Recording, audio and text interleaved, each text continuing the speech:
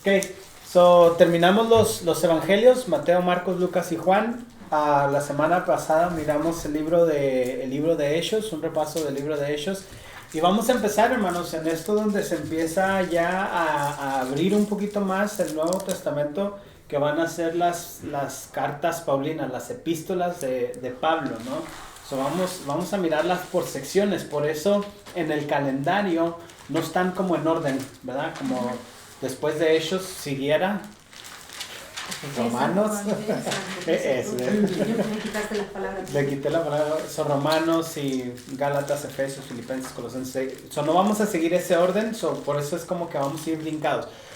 Esta semana vamos a mirar estas epístolas que serían las primeras epístolas de Pablo y también hasta cierto punto de las más pequeñas, lo pudiéramos decir. Por eso es que lo vamos a dividir de esa manera. Después vamos a mirar las cartas, las epístolas generales, y ahí hay unas subdivisiones, las que él escribió cuando estaba en la cárcel y todo eso, ¿no? Se va a expandir un poquito el panorama del Nuevo Testamento, y luego después ya vamos a ir con las otras cartas de Pedro, de Juan. Vamos a empezar. Epístolas, hermanos, solamente un pequeño resumen. ¿Qué son las epístolas? ¿Qué significa epístola? Básicamente significa en una carta, ¿verdad? El pastor José Guerra en el Antiguo Testamento nos enseñó que se dice ¿cómo era? Primero de Reyes y Segundo de Reyes, porque son libros, ¿verdad? Eso es el primer tomo o el primer libro de Reyes, el segundo libro de Reyes. En el Nuevo Testamento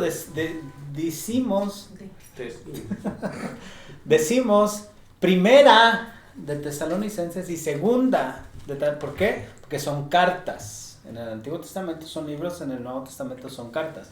Son epístolas, por eso en sus Biblias, en la mía dice la epístola del apóstol Pablo a los Gálatas, ¿no? Son cartas que ellos escribieron. Las epístolas del Nuevo Testamento eran mucho más largas que las cartas normales que se escribían en aquellos tiempos, ¿va? Las cartas literarias escritas por hombres como este señor Cicerón y el filósofo Séneca tenían una medida de unas 200 palabras, o más o menos un pedacito, ¿no? 200 palabras no es mucho, quizás, bueno, ahora la computadora lo hace, básicamente sería media página, 200 palabras, mientras que las cartas que Pablo escribió tenían 1300, o eran mucho más, no era una carta nomás así, hola, ¿cómo estás? Espero que estés bien, salúdame al vecino, que mi tía le dé de comer a sus hijos porque están muy flacos y cosas así, ¿no? Era una carta más extendida, ¿no? Y aquí nos dice, la carta escrita a los romanos contiene 7100 palabras, o bastante extensa. Siguen siendo cartas por la manera en que fueron escritas, por el saludo, el apuntar hacia... ¿Cómo? El formato que están escritos, son cartas, ¿no? Pero no eran tampoco cartas comunes y corrientes, eran un poco diferentes. Entonces, esto es lo que significa epístolas. Vamos a mirar las primeras epístolas de Pablo, que van a ser Gálatas y primera y segunda de Tesalonicenses, ¿no? Y ahí están las fechas en que fueron escritas. No ha llegado la hermana Sandra. No vamos a poder hacer matemáticas. Del 33 al 48, ¿cuántos años son? 15. Salió más rápido. Seguro. Aunque esté equivocado. 15 años del 33 al 51. ¿De qué?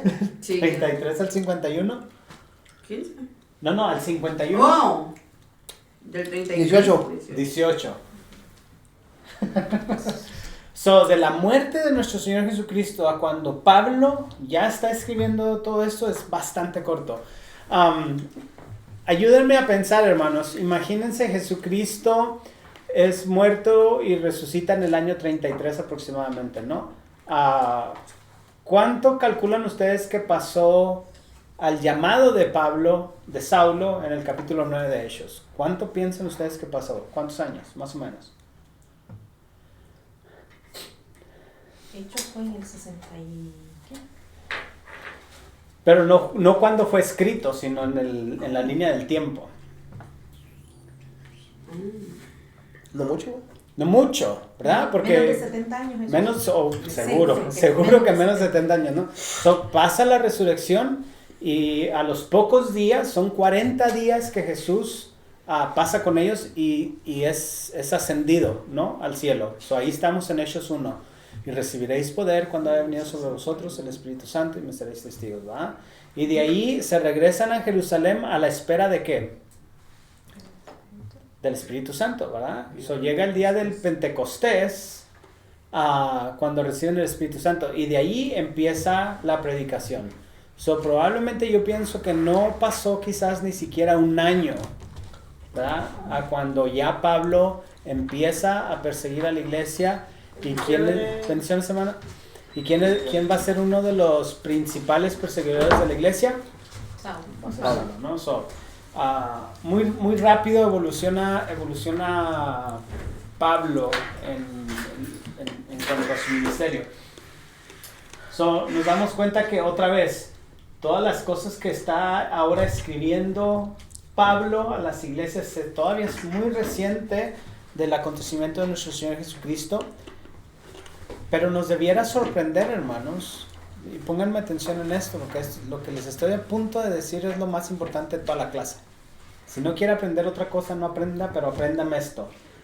Del año 33 al 48, ¿ya le ganaron, hermana Sandra? Son 15 años. En 15 años, hermanos, la iglesia primitiva, ¿cuántas iglesias había plantado ya? Infinidad. Ya están llegando a Asia Menor. Y al final de la clase, lo hubiera puesto ahorita, tengo un mapa, pero el cristianismo, el evangelio ya se ha expandido por todos lados. ¿Por qué? Porque la gente no tenía miedo de predicar la palabra de Dios, de decirle a su amigo, a su vecino, a su compañero, a todos acerca del evangelio. ¿Ya? Era lo novedoso. Exacto. So, si comparamos esto y voy a usar este término, la iglesia global, la iglesia general, la iglesia universal, ¿cuánto tiempo nos está costando a nosotros hoy en día a esparcir el evangelio? ¿Verdad? So, no los quiero deprimir, so vamos a seguir avanzando. Libro de Gálatas, hermanos. Carta de Gálatas. Autor y fecha, hermanos. El apóstol Pablo se identifica a sí mismo como el autor en el versículo inicial de esta carta. So, no hay dudas, ¿verdad? Es muy fácil. En este estudio se considera a Gálatas como el más antiguo de los escritos de Pablo, redactado poco después de su primer viaje misionero.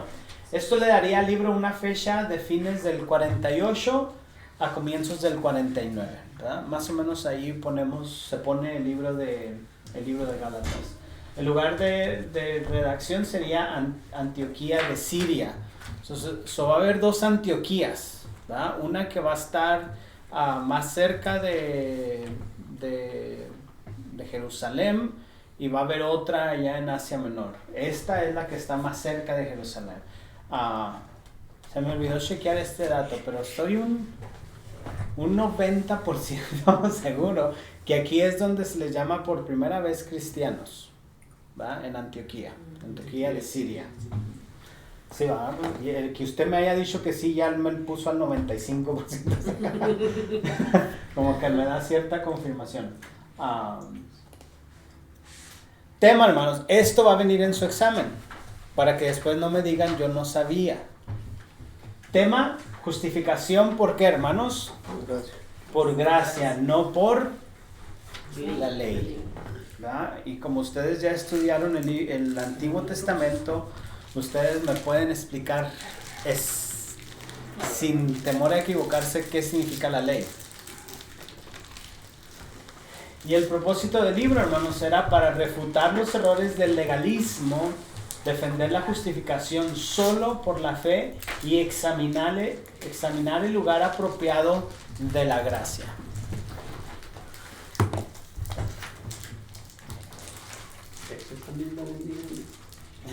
Que ese también va a venir el examen.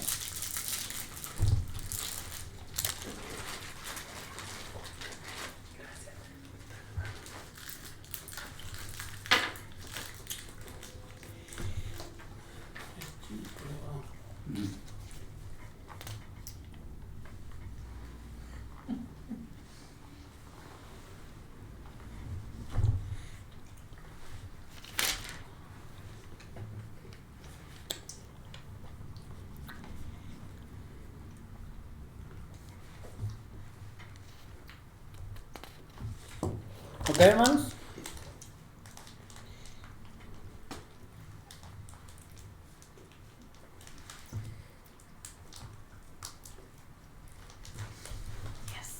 Ok, ¿so eso van en su examen? ¿Ya se lo aprendí de memoria? Casi. Poquito le falta. Okay. So este sería el bosquejo del libro de Gálatas, hermanos. Fíjense, ¿sí o no les parece a una carta? Pablo, apóstol, no de hombres ni por hombres, sino por Jesucristo y por Dios el Padre que lo resucitó de los muertos. Eso se presenta, ¿no? Pablo. Y a todos los hermanos que están conmigo a las iglesias de Galacia, gracia y paz sea a vosotros de Dios y el Padre de nuestro Señor Jesucristo, ¿no? So, la introducción, una salutación que le llaman, ¿no? Presenta su motivo y lo va a dividir de esta manera. La defensa por Pablo de su autoridad apostólica, ¿verdad? Él les está explicando cómo es que él es ese apóstol llamado por Jesucristo, ¿no? Al escribir esta carta, él les hace saber quién es él, ¿no? La recepción por parte de Pablo de revelación directa, ¿va? Este mensaje me lo dio el mismo Jesús, ¿no? No hay otro intermediario sino el mismo Jesús. El reconocimiento del apostolado de Pablo, el reconocimiento de la genuinidad de la enseñanza de Pablo, exhibición de la autoridad de Pablo. Esos dos capítulos entra un poquito dándoles a entender el por qué Pablo es este mensajero especial que Jesús escogió. Ahora, ¿qué tiene de diferente Pablo, hermanos, a todos los demás apóstoles? Le voy a regalar un chicle que él me diga. Entonces nadie va a decir. Según lo que estaba aquí en el libro, es que él habla de esa defensa de él, de su apostolado, porque anteriormente era perseguidor de la iglesia. Entonces, ¿qué credibilidad podía tener de que haya sido una persona que estaba en contra de lo que él está ahora predicando y que él diga ahora ya soy diferente? Como que sí. Este está infiltrado, es un espía. Okay. ¿Alguien más? Que en sí no fue seguidor, o sea, en vida de Jesucristo, sino que hasta que Jesucristo murió fue llamado él. También. Hay una principal que lo separa de todos los demás apóstoles. ¿Estaba más preparado de todos ellos? Pues sí, pero no tanto que digas qué bárbaro. Probablemente, por ejemplo, Lucas tenía muy buena educación también, pero tampoco fue el apóstol, ¿verdad? Sí, pero hay algo todavía más que lo hace. Fue llamado para un cargo especial, para ser el misionero para el pueblo gentil. ¿Ok? ¿Por qué, hermanos? Porque hasta ahorita los apóstoles son judíos. Jesús es judío. La promesa del Mesías es para los judíos. Todo tiene que ver con los judíos. Y de repente aparece Pablo, y Pablo, ¿qué les dice? Soy el apóstol llamado ¿a quiénes?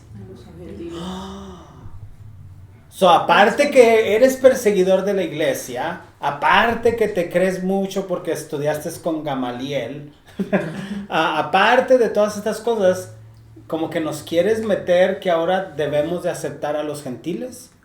¿Por qué es tan difícil para los judíos aceptar a los gentiles, hermanos? Por la ley. Dios por la ley. Les había dicho de que no se unieran con otros pueblos. Porque para ellos eran inmundos. Eran de otra clase. Eran de otra clase. Ahí está el problema en el libro de Gálatas, ¿verdad? ¿Cuál es el tema? Lo acaban de escribir.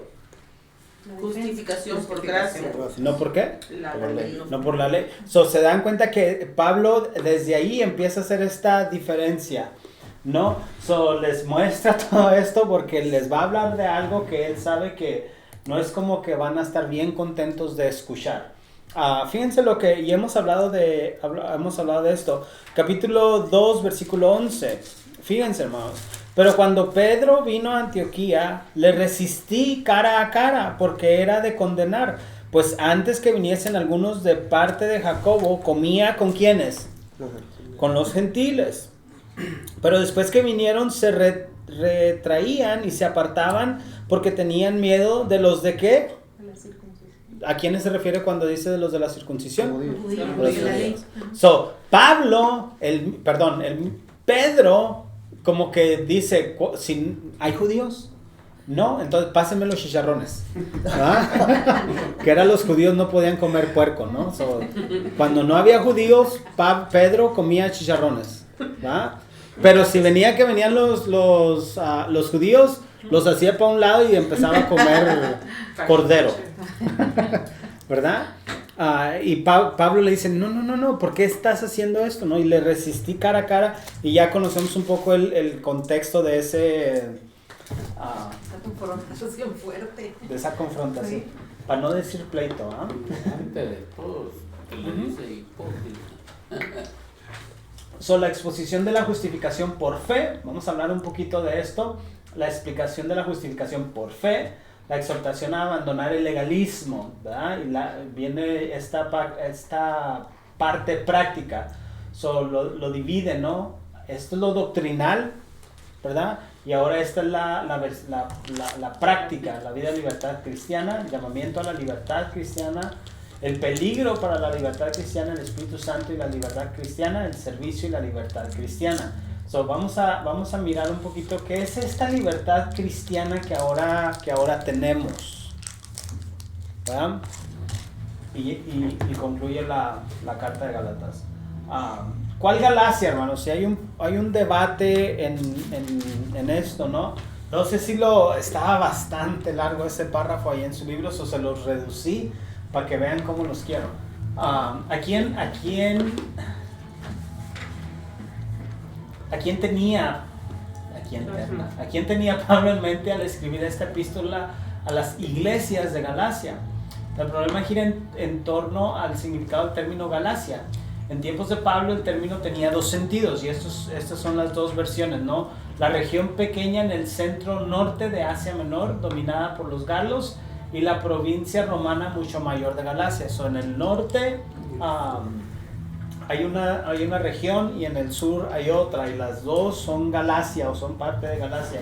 ¿A quiénes se está refiriendo específicamente Pablo? Galacia del norte, hermanos.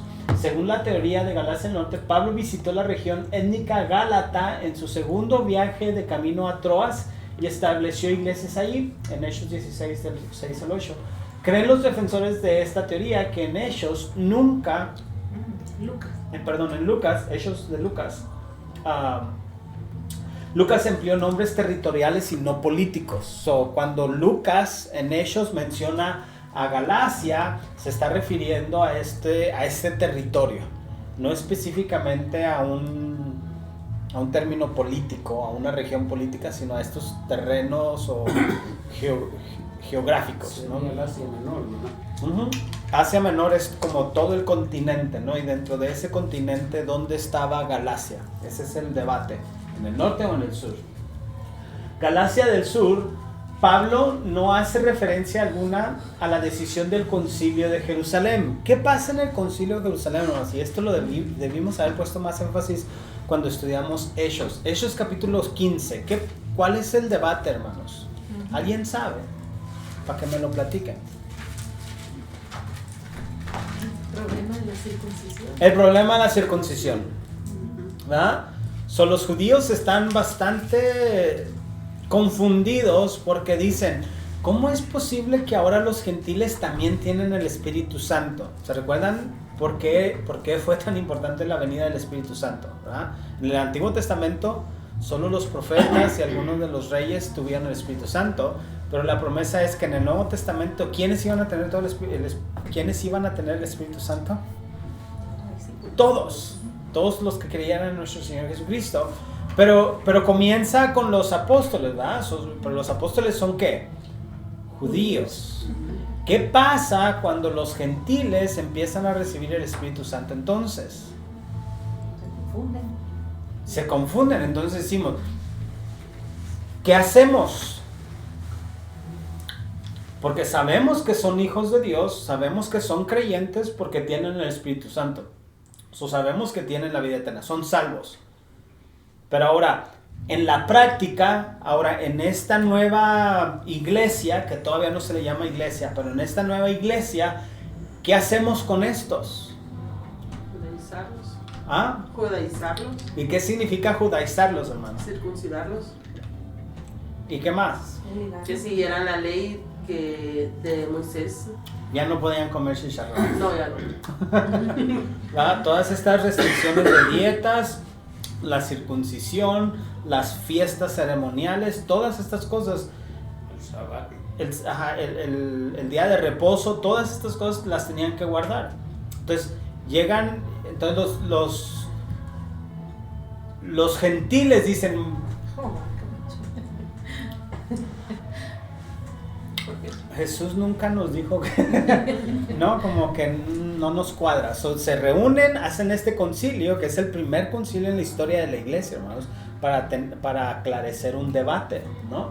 Y es ahí donde dicen, no, los gentiles no necesitan judaizar, ellos ya tienen la vida eterna.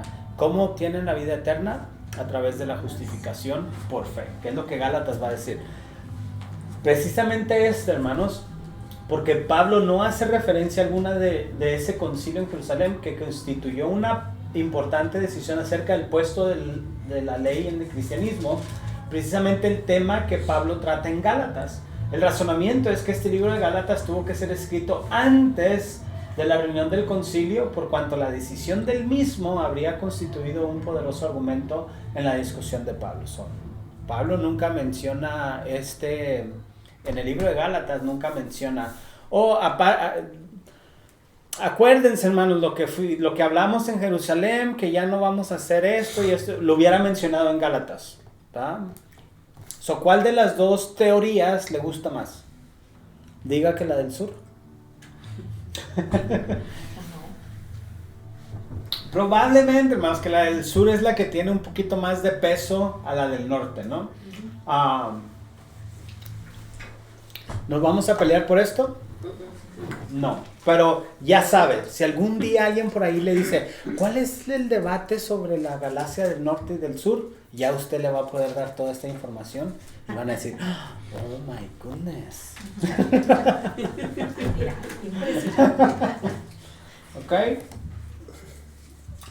esto sí es bastante importante, hermanos. Esto sí, pónganle atención. ¿Qué es justificación por la fe, hermanos?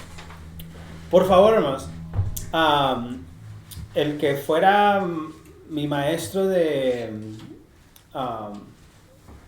seminario me dijo, uno de los problemas más grandes de la iglesia cristiana de hoy en día es de que los cristianos de hoy en día no saben definir qué es justificación, qué es santificación y qué es glorificación. Es casi como que si usted tuviera que saber su nombre y qué significa justificación, santificación y glorificación. Los que fueron miembros de Iglesia Guadalupe cuando yo era pastor, me van a sacar canas verdes si me dicen que no saben, porque se los pasaba repitiendo. Vamos a explorar qué es. Pero no se los tatuaste, el problema. Ese fue el problema. Yo me fui antes, ¿eh? Oh, sí, el hermano tan salvador. Sí, es cierto. No Solo por eso lo vamos a perdonar. La doctrina de la justificación por la fe es una verdad fundamental de las escrituras del Nuevo Testamento. Aquí está, hermanos. Justificar significa esto, hermanos. ¿Qué significa? Declarar justo. Es un término importantísimo, hermanos. Es un término legal. Yo no sé si usted ha platicado con abogados. ¿Ha platicado con abogados? Sí. ¿Qué les nota de diferente a los abogados? Con mañoso. Mañana, aparte. Que siempre quieren ganar. ¿Verdad? No, tienen un vocabulario diferente. defensivo y muy agresivo. ¿Verdad? Como que tienen cierta manera porque es el lenguaje legal que ellos aprenden a hablar para poder defender y debatir y todas estas cosas. Este término, hermanos, es un término legal. El juicio pronuncia su veredicto de inocente, absolviendo de esta manera al preso. ¿Ok? So, cuando hablamos de esto, hermanos, justificación es de que soy declarado, ¿qué? Justo. Entonces, estoy estoy absuelto de toda culpabilidad. En otras palabras, soy declarado, ¿qué? Inocente. A través de la Biblia, hermanos, vamos a mirar este lenguaje legal. ¿Okay? En el Antiguo Testamento, hermanos, se considera que Dios es el juez. ¿Verdad? Dios es el juez. ¿Por qué tenían que hacer sacrificios en el Antiguo Testamento, hermanos? Para obtener el perdón de ¿quién? De los pecados. Del Dios, del juez, ¿verdad? Porque Dios es nuestro juez. Y lo miramos una y otra vez en toda la Biblia, este lenguaje legal. En el Nuevo Testamento, hermanos, es la palabra que van a usar para expresar la vida eterna o la salvación. Inclusive, si usted me diera a escoger, ¿cómo deberíamos de llamarnos? ¿Salvos o justificados? Yo le apuesto más a que nos deberíamos de llamar justificados que salvados. ¿Ok? Porque en realidad la palabra salvación significa que hemos sido salvos de ese castigo eterno, que está bien. Pero cuando hablamos de justificación, de ser llamados justificados, significa que hemos sido declarados justos delante de Dios. So ya no hay culpa en nosotros por lo que Jesús hizo en la cruz. Sin embargo, en este caso el preso no solo es puesto en libertad, sino que es declarado justo debido a que se le es imputada, ¿qué, hermanos? La justicia de Cristo. ¿Verdad? La justificación como acto judicial de Dios no descansa sobre obras humanas, y lo podemos mirar en todas estas citas, ni siquiera sobre la fe como obra del hombre, sino solo en la gracia soberana de Dios en Jesucristo. Esta oración, hermana, tiene tanta información que no tiene una idea de toda la información que esta frasecita le está dando. ¿Ok? So, la primera parte, no descansa en obras humanas, eso lo tenemos claro. Probablemente y aquí faltó probablemente Efesios. Gálatas 3:11. Más adelante está. Efesios 3:11. Gálatas 3:11. Dice, y que por la ley ninguno se justifica para con Dios. Es evidente, porque el justo por la ¿qué? Fe vivirá. So, no es por lo que nosotros podemos hacer, sino que es por lo que ¿qué? Dios hace. Ni siquiera sobre la fe como obra del hombre. O sea, que nosotros no podemos hacer nada, sino solo en la gracia soberana de Dios en Jesucristo. So, por medio de Dios es que obtenemos esta gracia. Preguntas, hermano, antes que yo siga hablando.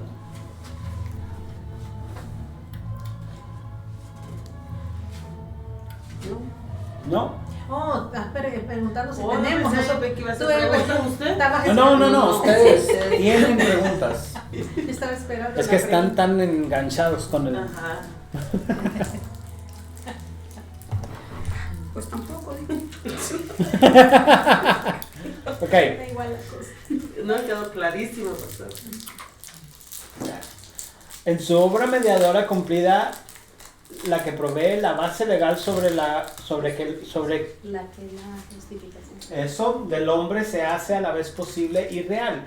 Cristo nos dio satisfacción plena a las demandas de la ley de Dios.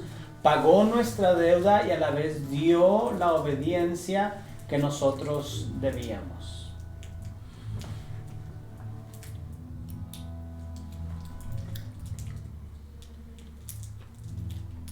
So, Jesús pagó por todos nuestros pecados, pasado, presente y futuro.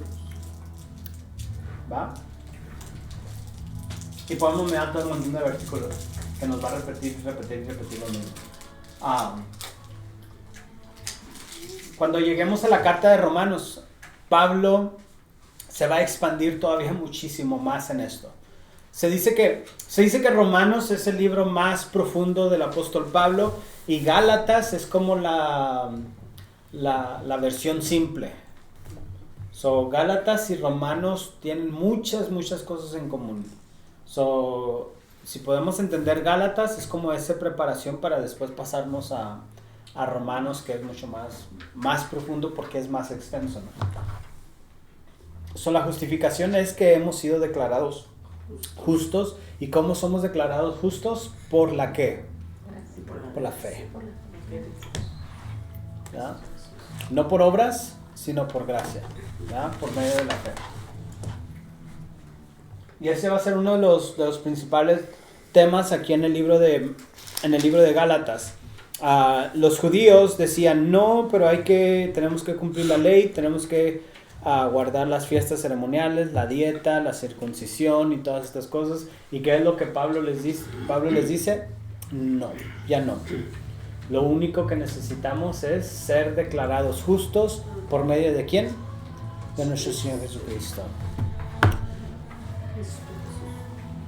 Nunca se han puesto a preguntar, hermanos, si Dios en su sabiduría, Él ya sabía que iba a venir a Jesús a dar su vida en la cruz por nosotros.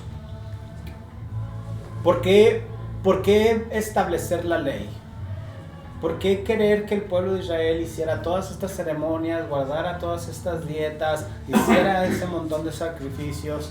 Si de todas maneras al final de cuentas iba a venir Jesús. Pues, saber que independientemente todo lo que hiciéramos no iba a ser suficiente para poder eso. ¿Escucharon lo que dijo el hermano William? Bien inspirado el hermano William ahora. Repítanlo, hermano. Ya se le olvidó. A ver, quede grabado. Para darnos cuenta que no importa todo lo que quisiéramos hacer, igual no íbamos a alcanzar. Iba a ser insuficiente. Iba a ser insuficiente.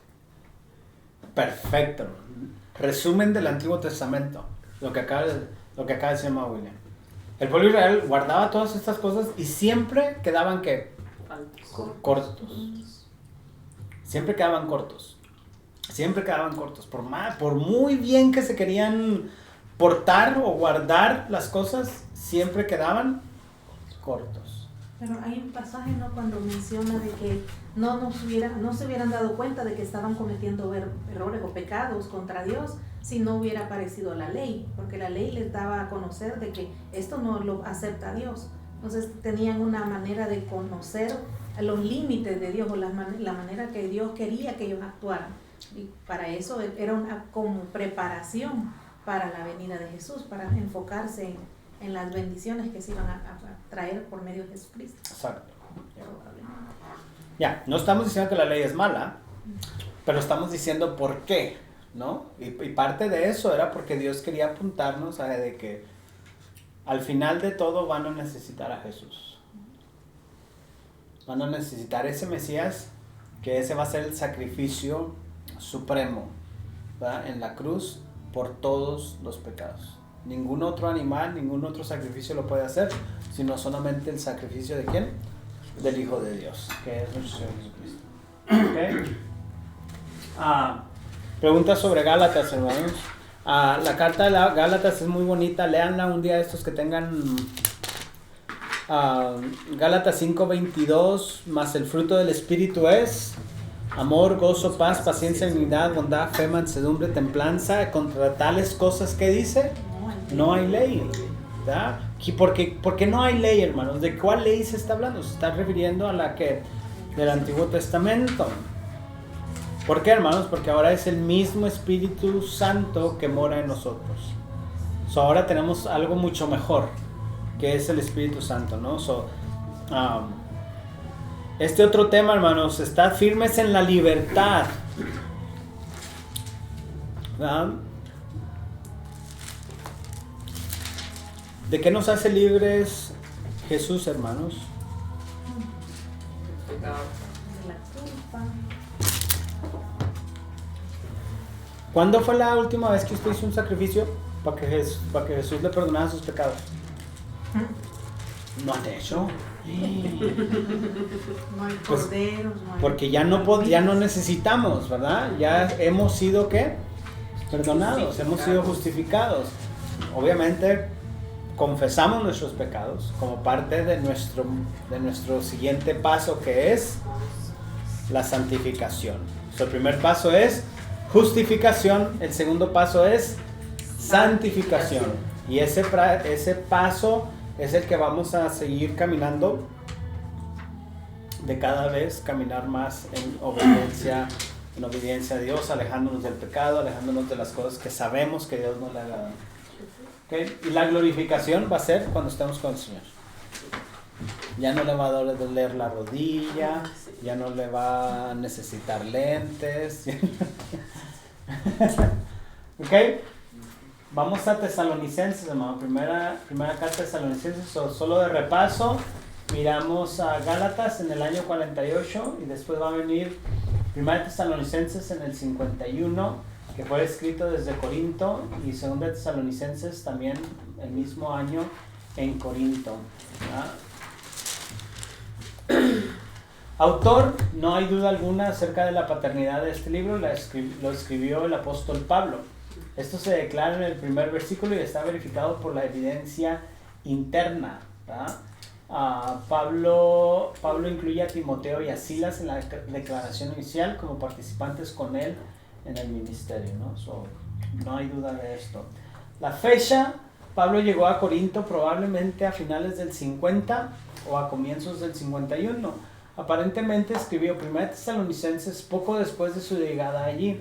Esto significa una fecha del 51 para la redacción de esta carta. Tema, hermanos, esto va a venir en su examen. Primera de Tesalonicenses, aquí es donde van a tener que prestar un poquito de atención porque primera y segunda de Tesalonicenses, ¿ok? Pero este es primera de Tesalonicenses, santidad y ¿qué, hermanos? Y segunda venida.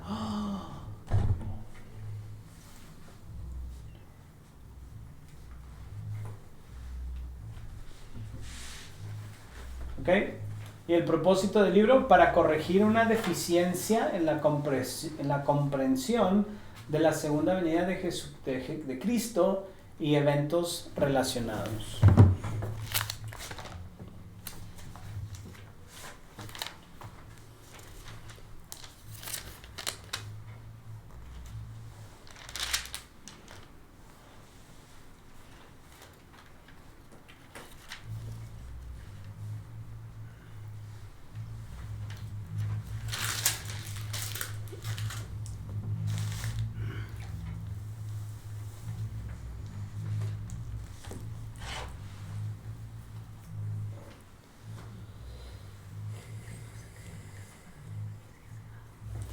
¿Ok?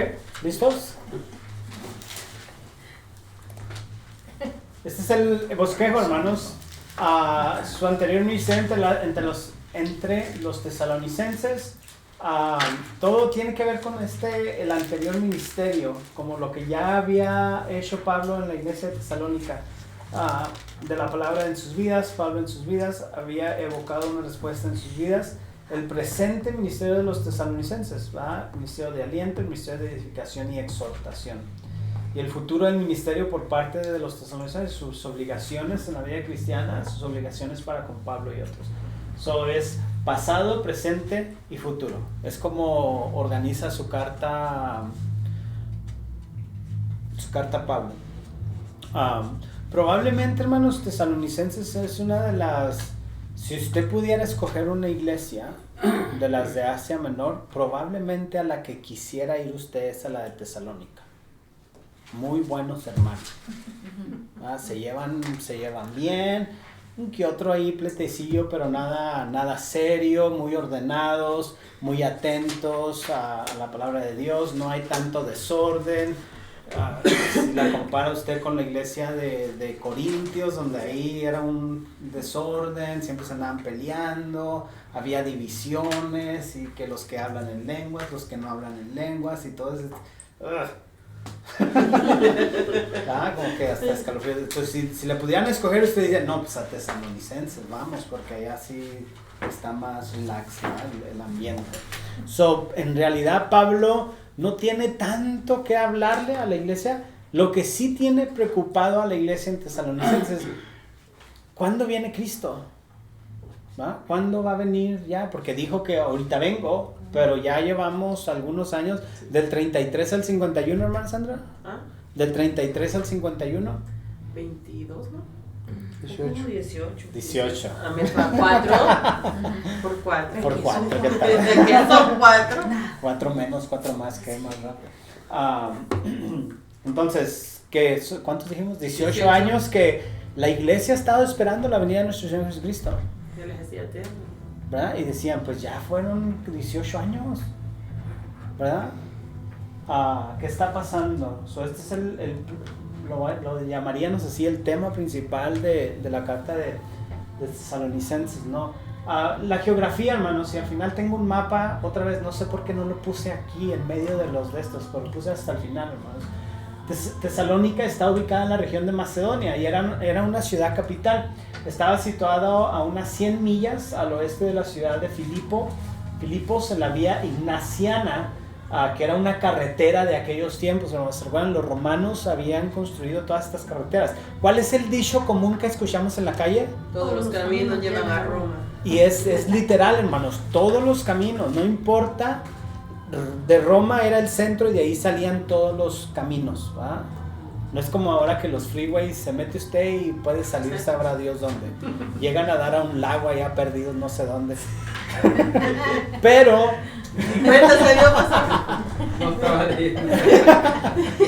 Pero en aquellos entonces no, usted agarraba, se metía en la carretera, no sabía por dónde iba a pasar, pero sabía que iba a llegar a Roma. No, de ahí no había pierde, ¿verdad? Ahora, imagínense, hermanos, y ahorita lo vamos a ver. Geográficamente estaba situado en Bodacura del Bocadura. ¿Qué dije yo? ¿Y cómo es? Del Golfo de Terma, el puerto de mar era activo y por ello Tesalónica era una ciudad de orientación comercial. Era una leal ciudad romana, habiendo sido declarada ciudad libre en el 42. Una ciudad libre era aquella que era gobernada por sus propios gobernantes locales. En tiempos del Nuevo Testamento tenía una población de alrededor de 200,000 habitantes. Su tamaño y su situación estratégica la hacían un blanco primario para el ministerio de Pablo de fundación de iglesias. ¿Se recuerdan cuál es el centro de operaciones de Jesús? ¿Cómo se llama la ciudad? Empieza con la C. Capernaum. ¿Por qué Capernaum? Es una iglesia, una ciudad marítima, una ciudad comercial, una ciudad que está en medio de todos estos lugares donde la gente venía y la gente salía. Y Jesús dice, aquí va a ser el lugar. Y ahí tenía una sinagoga, la sinagoga de Jesús. Pablo hace algo muy parecido, pero lo hace ¿en dónde? En Tesalónica. Aunque no pasa tanto tiempo en Tesalónica, hermanos, va a pasar más tiempo en Corinto que en cualquier otro lugar. Pero esta ciudad, para plantar una iglesia, probablemente dijo Pablo, ¿dónde? Y obviamente, guiado por el Espíritu Santo, dijo aquí. Aquí llega mucha gente de otros lados que si se convierten, cuando ellos se vayan a sus ciudades, ¿qué van a hacer? Van a ir a predicar el Evangelio. Todo el que pase por aquí de camino, a lo mejor llega aquí a dormir, o llega aquí a comer, o llega aquí a comprar algo, aquí es donde les predicamos el Evangelio, ¿no? Una ciudad muy estratégica, ¿no? Por eso es importante conocer un poco de la geografía. Aquí está, ¿verdad? Miren, aquí está Antioquía de Siria, lo que les decía hace un rato, y la Asia Menor, o Asia, que es Antioquía de Pisidia. Son dos Antioquías diferentes. Probablemente que aquí es donde se le llamó cristianos por primera vez, que aquí. ¿Dónde está Acá está, Tesalonicenses, ¿verdad? Está en el mar, probablemente por acá está Roma, aquí está Jerusalén, Israel, ¿verdad? Probablemente que todos pasan por aquí, para ir para acá, o si van por tierra, por mar. Aquí está Tesalónica. ¿Ok? Y este es el tercer viaje de Pablo, pero me gustó el mapa por lo que tiene la mayoría de nombres de todas las ciudades que nos interesan. ¿Ok? Éfeso, Esmirna, Pérgamo, Troas, Neápolis, Filipos, Acaya. Ok. Si algún día se ganan la lotería y dicen, ¿le quisiera regalar algo al pastor Daniel? Un viaje a Grecia, no me cayera mal. Hay un crucero, hermanos, que sale de Grecia, de aquí, y lo lleva por todas las iglesias del antiguo, de Apocalipsis. So, va a viajar todo por el mar aquí, en el crucero, y termina acá en Israel.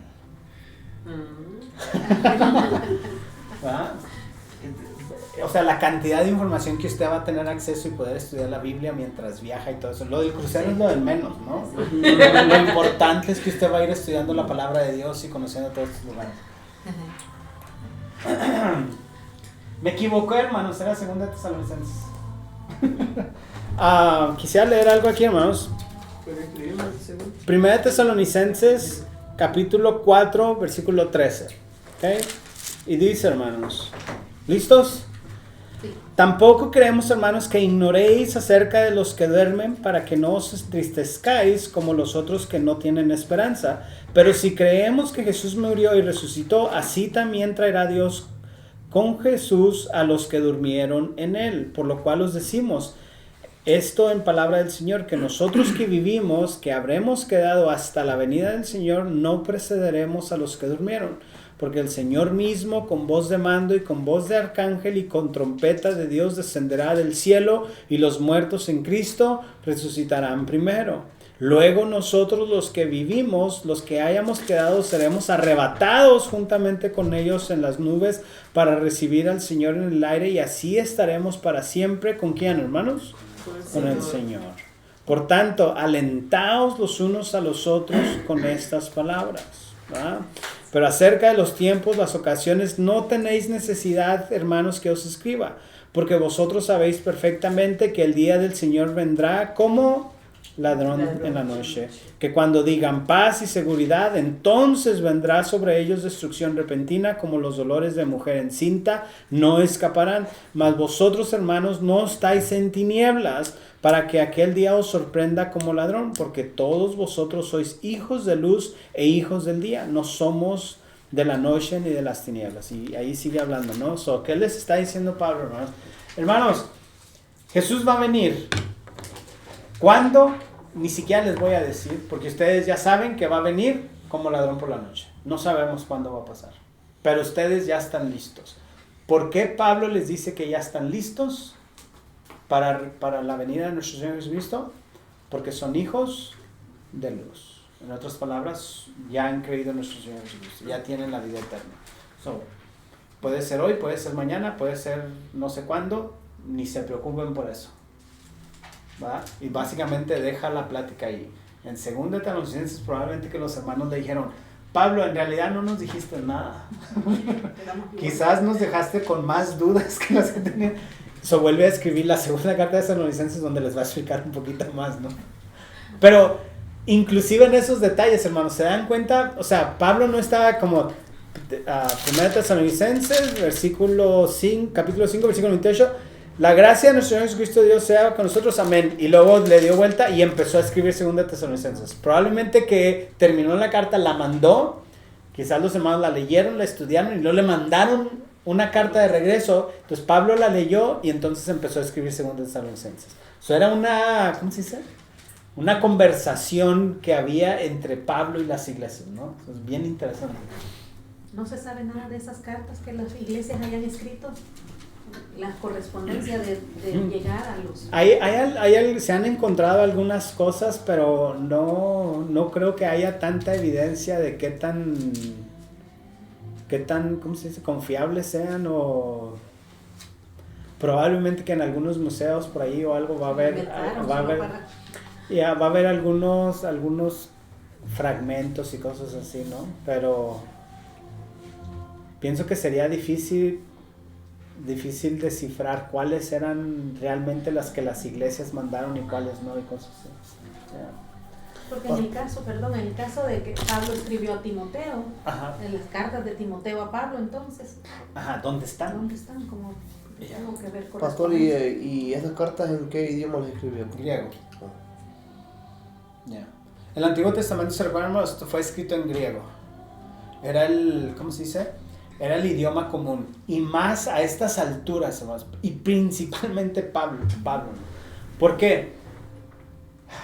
Por la ¿cómo se dice? Dispersión.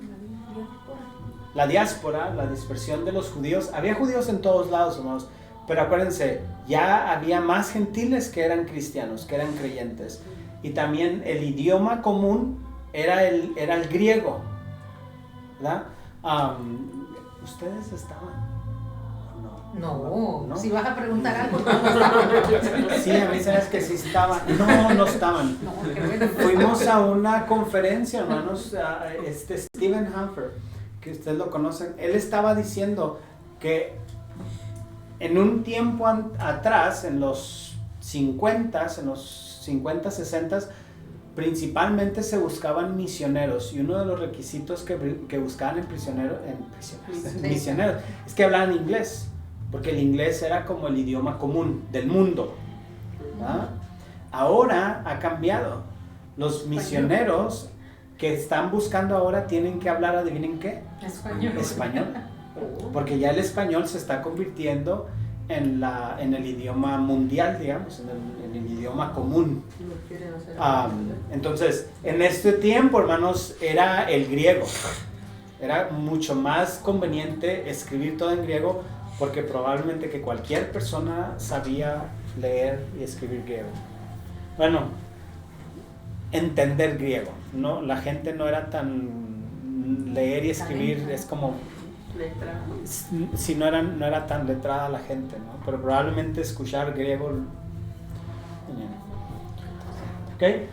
Hermano. Aquí me equivoqué, hermanos, debería de ser segunda de Tesalonicenses, no primera, segunda, ¿ok? Ya repasamos eso, segunda de Tesalonicenses, año 51 en Corinto. Autor, otra vez, hermanos, esta carta fue escrita por el apóstol Pablo. 2 veces menciona su propio nombre, en el capítulo 1:1 y en el 3:17. La evidencia íntima de la carta misma y la evidencia de los primeros padres de la iglesia no dejan lugar a dudas de que Pablo la escribió. No hay controversia, ¿no? ¿Quién la escribió? Pablo, sin temor a equivocarnos, ¿no?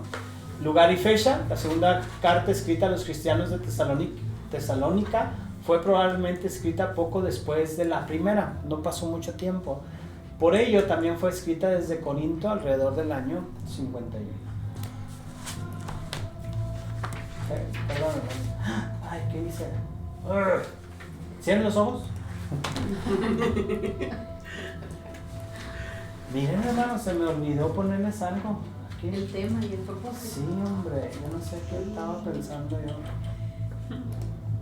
Una pregunta menos para usted. Díganme, no, ahorita se los busco, no tengan preocupación. Muy buena idea, hermano William, lo felicito. Viene, ya ves que viene bien inspirado el hermano. Bien lo dijiste. Ok, hermanos, aquí está. No nos sirvió mucho. Segunda de Tesalonicenses, hermanos, se los voy a subrayar aquí para que no tengan pretexto que no lo escribí. Segunda de Tesalonicenses, el tema. Pues yo me Trabaja Yo estoy un poco ciega, así que necesito esa y letra aguanta, grande. trabaja y mientras esperas. Aquí es donde está aquel famoso pasaje que dice, el que no trabaja, Que no coma. ¿verdad? ¿Por qué, hermanos? ¿Cuál era la confusión que había en la iglesia? Que va a venir Jesucristo la que trabaja. Porque Cristo ya venía porque iban a trabajar, pero se estaban aprovechando los que estaban trabajando. Como ahorita, si usted vaya y saque un préstamo al banco, por lo más que pueda que le presten. Y cuando le preguntan a usted, ¿para qué sacaste prestado tanto dinero? ¿Qué le va a contestar usted? Bien, Ya vi. Ya va a venir Jesús. No hagan eso, hermanos, por favor. Porque después dicen que yo les digo que hagan cosas. Y como ustedes son bien obedientes. Y el propósito es para enfatizar el regreso de Cristo, su segunda venida, y animar a los creyentes a rechazar la ociosidad. ¿Qué significa ociosidad, hermanos? Huevones. La ganancia. Araganencia, flojera, Les da igual todo, no les importa. ¿verdad? Cualquier el término que quiera usar usted, Pero no que. pero no aquel que dijo. No, ese no. Los mexicanos sí lo usamos, También en Salvador. ¿sí? Sí, pero no se usa como un término. Es algo fuerte. ¿Cuál? ¿Cuál? Al ratito que le ¿Ah, que diga. no? Sí, bueno, para el área donde somos nosotros. Ajá, también nosotros, o sea. Pero ustedes son- No lo tomamos Pero literalmente. vamos, o sea, siempre iba para El Salvador y es más, mis abuelos eran salvadoreños y ya tenían esa palabra. Sí, se lo decían así. Sí, pero no. No seas, en vez de el aragán, no seas. Tremendo, le dice. Ok. Cristo 2. Aquí es que era el 2 antes del Cristo, ¿no? Segunda venida de Cristo, es lo que se quiere, Ah, lo que quiere dar a entender aquí.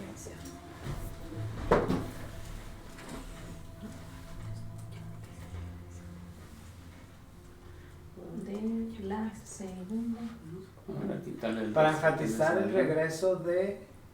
No. Segunda venida de Ya Cristo. lo descompuse más, ¿verdad? Ya, para enfatizar la segunda, ¿no? O el segundo regreso.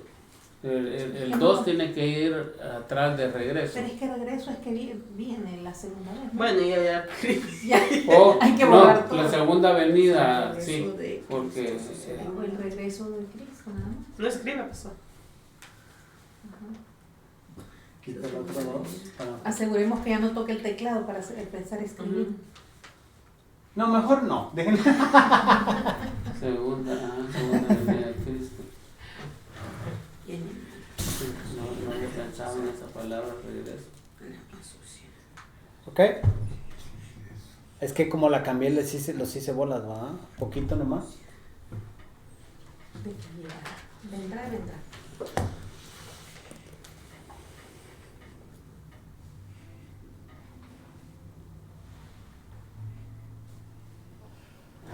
¿Qué, güey? La ociosidad, ¿cómo? Está hablando de la sociedad.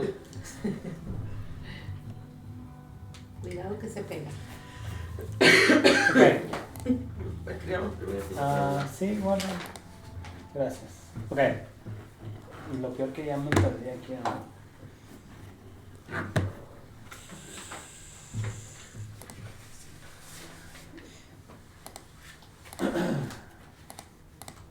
Ok, verification. Ok, los propósitos y ahora el bosquejo. Instrucciones tocante a las cosas futuras, una explicación acerca de la persuasión presente, razonamientos acerca del día del Señor, instrucciones tocante a las responsabilidades presentes, el aliento a proseguir, la exhortación a orar, la exhortación a corregir problemas y la conclusión. Una carta bastante pequeña. Ok. Vamos a hablar de este tema, hermanos, el anticristo. ¿Habían escuchado esta palabra antes? Sí. Fíjense lo que dice 1 Tesalonicenses capítulo 2, hermanos. Probablemente que este es uno de los capítulos más Primera importantes. o segunda. 2 Tesalonicenses capítulo 2. Probablemente que este es uno de los capítulos más importantes del Nuevo Testamento. Es como una llave en esta investigación profética, ¿no? Le llaman la escatología, los acontecimientos de los últimos tiempos. Fíjense lo que dice, hermanos. Pero con respecto a la venida de nuestro Señor Jesucristo y nuestra reunión con Él, os rogamos, hermanos, que no os dejéis mover fácilmente de nuestro modo de pensar, ni os conturbéis ni por espíritu, ni por palabra, ni por carta, como si fuera nuestra, en el sentido de que el día del Señor está cerca. ¿Ah? Nadie os engañe en ninguna manera, porque no vendrá sin que antes venga la apostasía. Interesante esta palabra. Si yo tuviera ganas de subrayar mi Biblia, probablemente que esta palabra la subrayara, pero ese soy yo. No quiero decirles lo que tienen que hacer ustedes. Y se manifiesta el hombre del pecado y el hijo de perdición. Probablemente que estas otras palabras también las subrayara. ¿Qué nos está diciendo Pablo aquí? Tiene que venir la apostasía y que se manifieste el hombre del pecado y ¿qué más? Y el hijo de perdición. ¿Va? Lo que nos toca a nosotros investigar, y probablemente que estudiando el libro de Daniel, y luego Mateo, capítulo 24 y capítulo 25, y luego después Primera de Tesalonicenses y después Apocalipsis, vamos a descubrir si estos tres son uno o estos tres son tres. Son tres. Ok. ¿Va? ¿Pero qué es la apostasía? ¿Qué es la apostasía, hermanos? ¿A qué le suena apostasía? Porque estaba hablando y no. Tengo que saber para. Pues sí. ¿Qué piensan? Lo que normalmente dicen es apartarse de la verdad. Pero yo estaba buscando en mi cuaderno, yo estaba estudiando la vez pasada, hay un maestro que él es judío, cristiano, mesiánico, que se llama. Él sabe bien el griego, es un maestro tremendo, pero él estaba dando un término, porque él estaba leyendo ve que al Nuevo Testamento hay dos formas de donde lo han traducido, y uno de ellos que le llaman el Textus Receptus, que es el original, y el otro se llama Nestle Alan, creo que hizo esa revisión, pero el más confiable es el texto original, ¿va? Y él lee el texto original, y él dio una definición, solo que yo lo escribí, pero no encontré el cuaderno, porque yo iba a dar esa, pero no encontré el cuaderno donde escribí eso. Lo que se acuerda, hombre, hermano. Es algo como de pararse, pero no me recuerdo. Él dividió las dos palabras, dijo exactamente las dos palabras, las tradujo del griego y dio la definición, que es un poco diferente a lo que nos han enseñado, que significa apartarse de la verdad. Apostasía es lo opuesto. Nos dice tú eres apóstata, o sea, estás haciendo lo opuesto a lo que Jesucristo. Aquí dice, yo busqué, dice, cuando personas o grupos de personas se apartan de los principios del evangelio. No sé, me parece interesante la información que dice.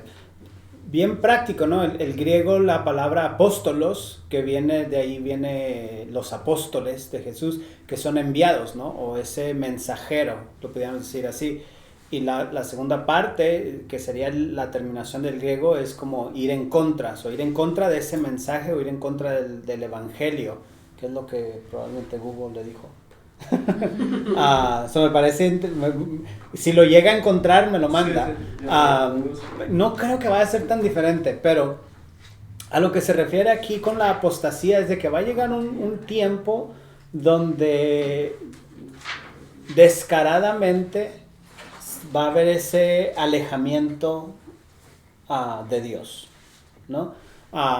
Específicamente cuando hablamos del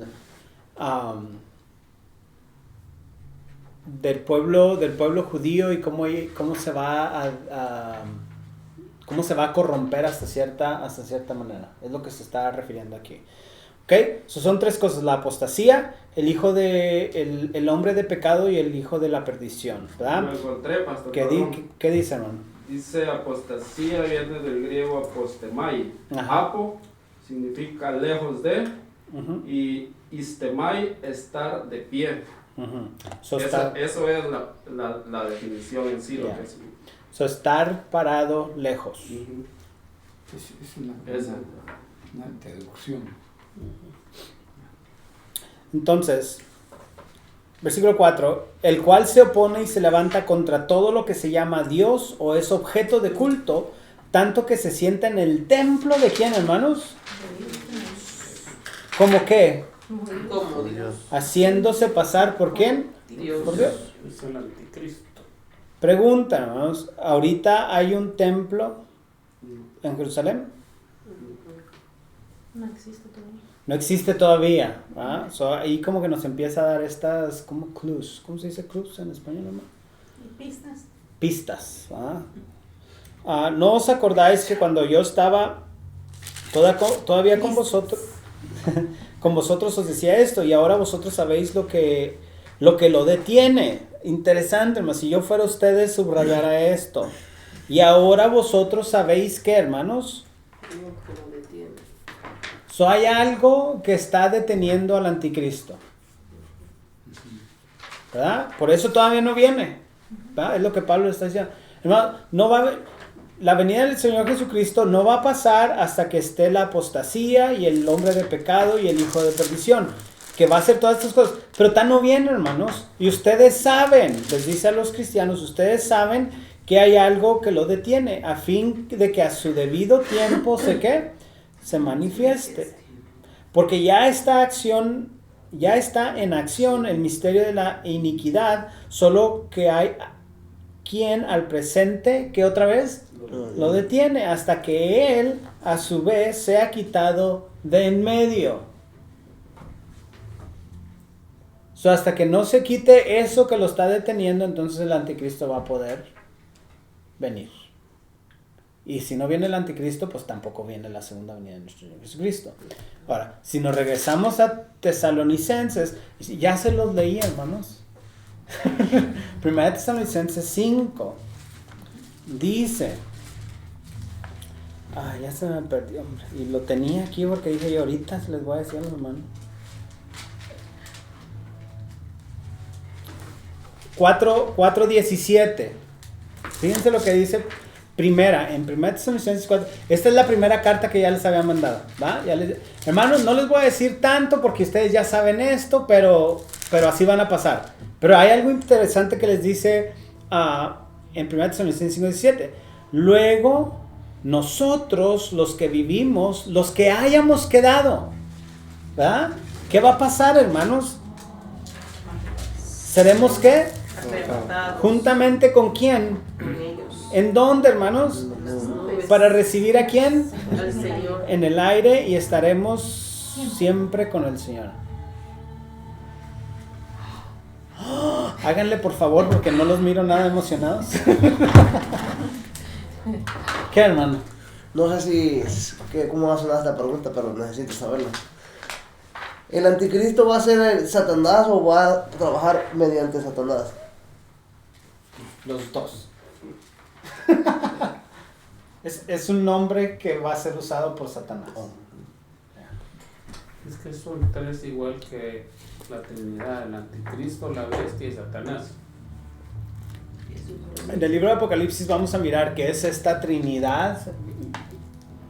Satanás, el diablo, el enemigo de Dios, va a querer imitar esta Trinidad como Jesús, como Dios Padre, Dios Hijo y Dios Espíritu Santo. Satanás va a querer hacer la misma función, pero al revés, pues, obviamente en contra de Dios, ¿no? Para destruir. Lee Para el destruir. versículo 8 de 2 Tesalonicenses 2. Ven adelante. 2.8, ¿qué dice, hermano?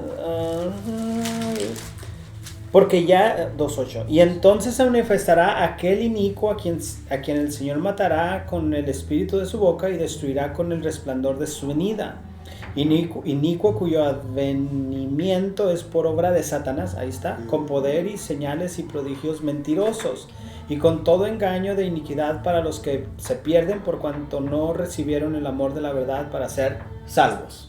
Okay. En el libro de Apocalipsis lo voy a mencionar, hermanos, pero se los voy a adelantar. Probablemente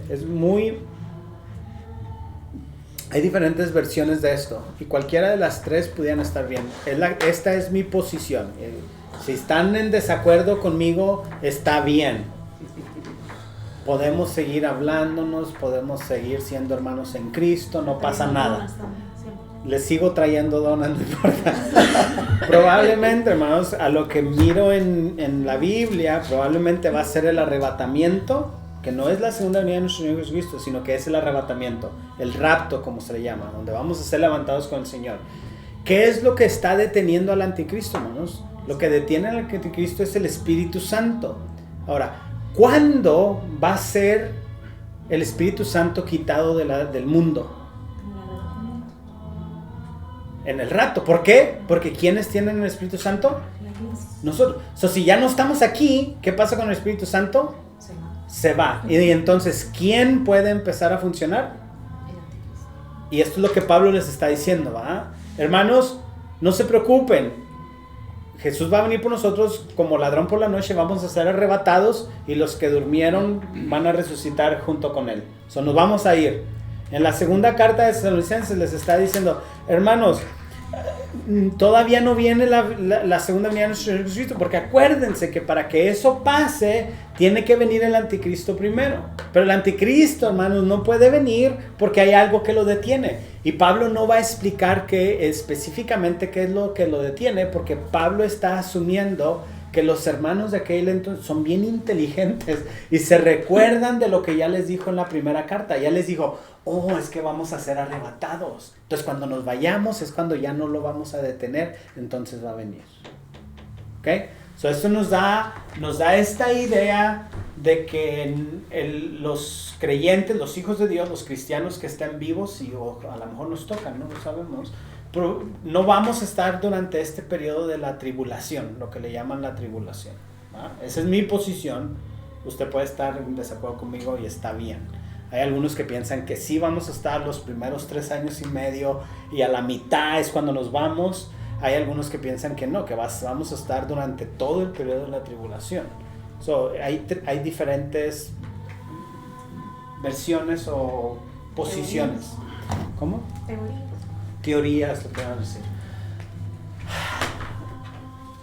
Más o menos. Esto lo vamos a volver a repasar cuando vayamos a Apocalipsis, hermanos. Pero es como una introducción, que es lo que Pablo está tratando de explicarle a los creyentes aquí, ¿no? Y cuando lo comparamos con Mateo, estos hermanos, fíjate, ponga atención aquí, hermanos. Si usted quiere saber más de este tema, estudie estos. Daniel, del capítulo 7 al capítulo 9, todos esos 2 capítulos. Y luego vaya a leer a Jesús, Mateo capítulo 24, todo el capítulo 24 de Mateo. Y después lea Apocalipsis, todo el libro de Apocalipsis, no nada más estos, pero todo. Y eso le va a dar una buena transición de lo que, imagínense, es que es sorprendente, hermano, la perfección de Dios.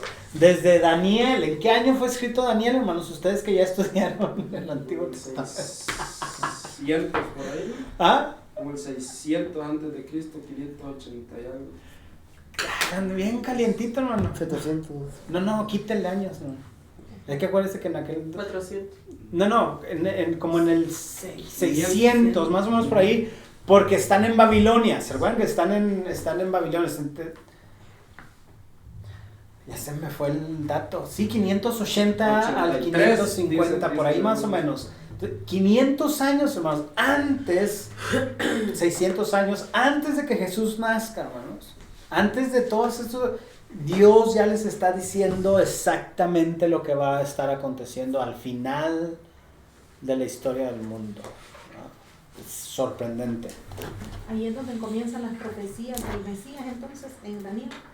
No, desde antes, hermana. Desde David escribe salmos mesiánicos, ¿no? Y desde Génesis 3 sería la primera referencia, ¿no? Pero hay muchas maneras.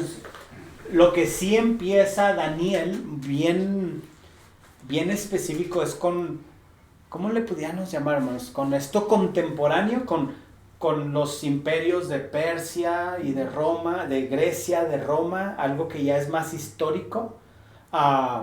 Habían otros profetas que habían hablado de esta frase, el día del Señor, ¿no? Cuando Dios va a vengar, cuando Dios va a juzgar, pero era así como términos generales de que sabemos que va a pasar.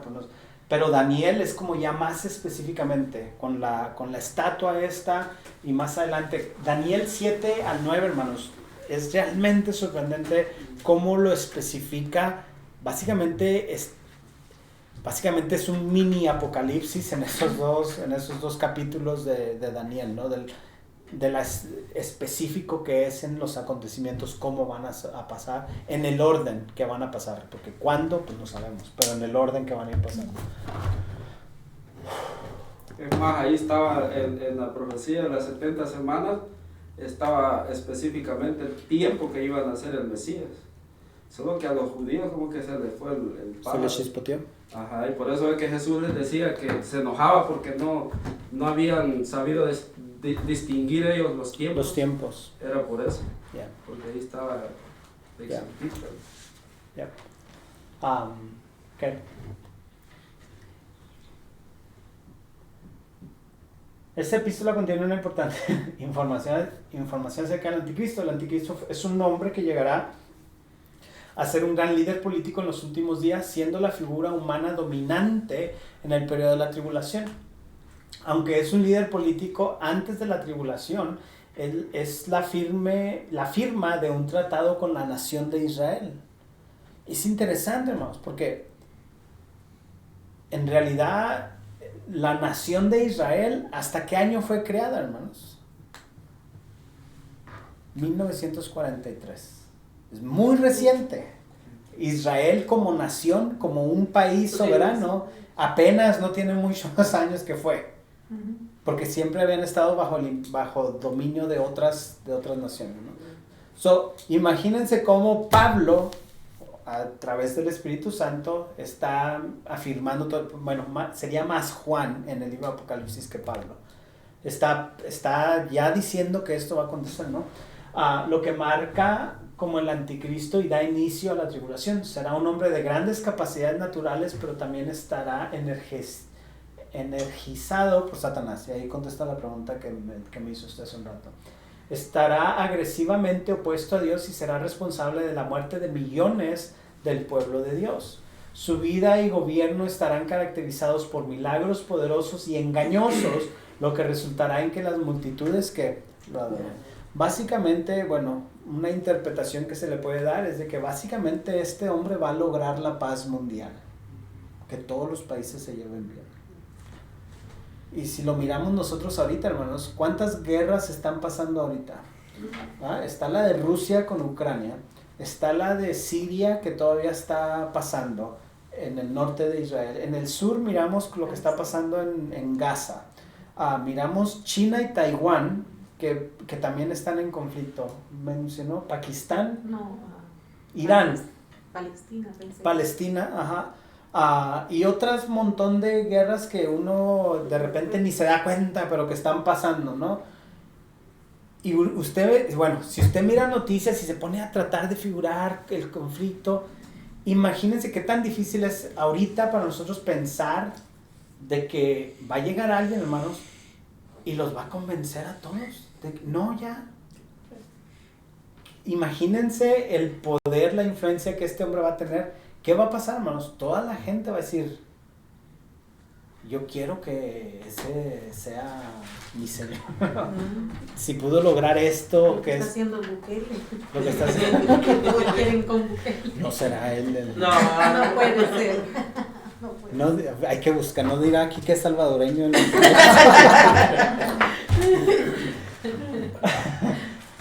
Será el intento de Satanás de dar a este mundo un Mesías antes que el Mesías Jesucristo venga a reinar a la tierra. Pueden estudiar estos capítulos, versículos. Ok, interesante, hermanos. ¿Se recuerdan de este mapa, de esta línea del tiempo? ¿Lo soñaron? Ojalá y que lo sueñen todavía. ¿Ya no lo han soñado últimamente? Es lo que estuvimos estudiando en el Antiguo Testamento. Ahí están los años de empezamos de Génesis del año 0 hasta el 991, básicamente, cuando se divide el reino de Israel. Y seguimos todos los profetas, ¿hasta qué? Hasta Malaquías. ¿Va? Y después de ahí vamos a tener los que le llaman los 400 años del silencio. Y empieza el Nuevo Testamento, hermanos. ¿Va? Hay que prestar atención, hermanos, que recordemos que los años que se escribieron los libros no corresponden a los años en que están pasando las cosas.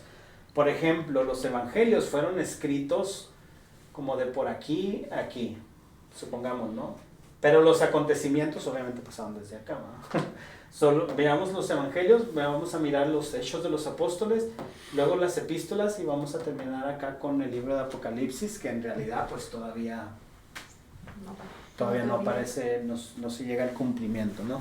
Conforme vayamos avanzando vamos a ir también mirando un poquito más de eso. Hay otras líneas del tiempo que vamos a mirar ahí al caminar, ¿no? Ahorita vamos a entrar, hermanos, ojalá que estén emocionados porque vamos a entrar con mucha información teológica, ¿va? Ahora ya miramos uno de esos términos o puntos teológicos, justificación por la fe, ¿va?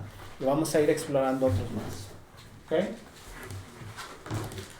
Preguntas sobre el libro de 2 de Tesalonicenses. Carta. Carta. ¿Qué le decía el libro?